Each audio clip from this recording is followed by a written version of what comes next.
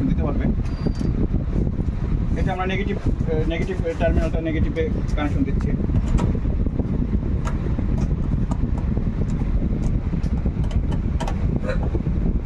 Negative কিভাবে ধরতে পারবো আমরা? নেগেটিভ এখানে প্লাস, এই দুটো প্লাস আর এই দুটো নেগেটিভ দেওয়া আছে। এবার আমরা পজিটিভে কানেকশন দেব।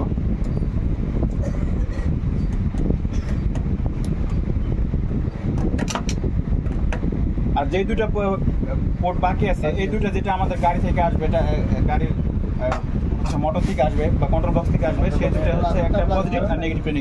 অনলি শুধুমাত্র আমরা পজিটিভ নেগেটিভ লাগাই দিবে, আর কোনো কাম নেই।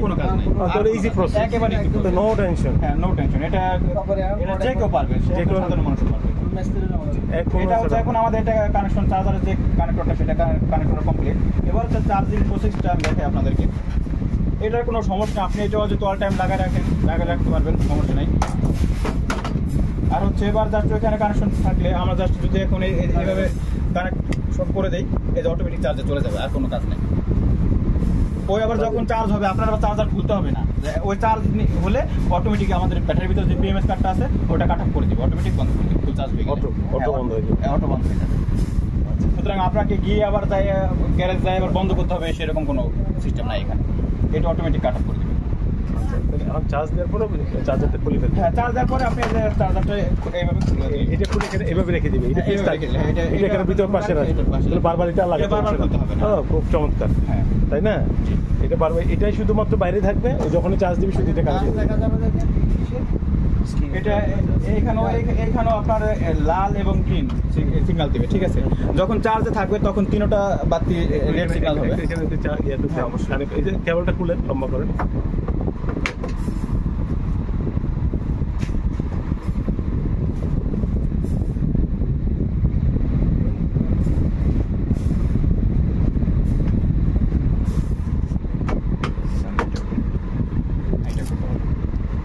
আমরা কানেক্ট করছি।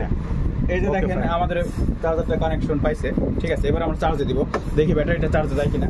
একটু চার্জারটা একটু ছোট করে, ঠিক আছে? এবার আমরা চার্জে দিচ্ছি ব্যাটারিটা।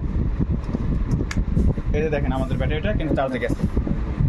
আমরা কিভাবে ধরবো? ওই যে লাল দুটো লাল আসাতে আমরা ধরে নিচ্ছি চার্জে গেছে।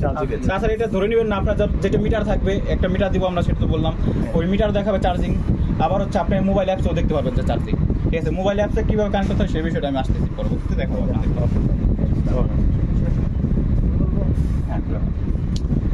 ব্যাটারি থেকে যে মিটারটা গাড়ির সামনে ইনস্টল করবো সেটা কেবল হচ্ছে এটা, আর মিটারটা হচ্ছে এটা, ঠিক আছে? এবার আমি দেখাবো কিভাবে কানেকশন দিলে এবং কিভাবে আপনারা দেখতে পারবেন যে এখানে কত ভোল্ট আছে, কত অ্যাম্পিয়ার নিচ্ছে, সেই বিষয়টা একটু দেখাই আপনাদেরকে।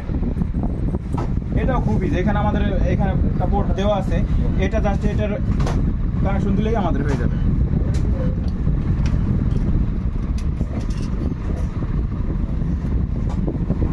Connection okay. এবার জাস্ট আমরা এখান থেকে মিটারে কানেকশন দিলেই আমাদের মিটারে সব গাড়ির সামনে থাকবে। হ্যাঁ, এটা গাড়ির সামনে থাকবে। এই দেখেন আমাদের ব্যাটারিতে চার্জ আছে এখন 30%, অর্থাৎ 30% চার্জ আছে এখন, সেটা কিন্তু এখানে শো করতেছে। এবং ভোল্টেজ আছে কত? 49.4 ভোল্টেজ, ঠিক আছে? 49.4 ভোল্টেজ। এবং এই যে কারেন্ট, যেটা যখন এটা আপনি গাড়িটা চালাবেন তখন কত অ্যাম্পিয়ার নিচ্ছে এবং কত অ্যাম্পিয়ার চলছে সেটা এখানে শো করবে। যেহেতু আমাদের ব্যাটারিটা এখন স্থির আছে, সুতরাং এখানে এর জন্য ধীরে ধীরে দেখাচ্ছে। এবং টেম্পারেচার কত আছে সেটাও দেখাচ্ছে, ঠিক আছে? এই বিষয়টা এইখানে তো সংক্ষেপে দেওয়া আছে, জাস্ট যখন আপনি মোবাইল অ্যাপস দেখবেন তখন সব ডিটেলস চলে আসবে, ঠিক আছে?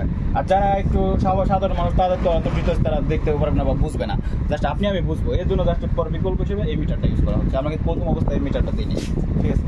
এটা এখন আচ্ছা, আমরা একটু মোবাইলের বিষয়টা একটু মোবাইল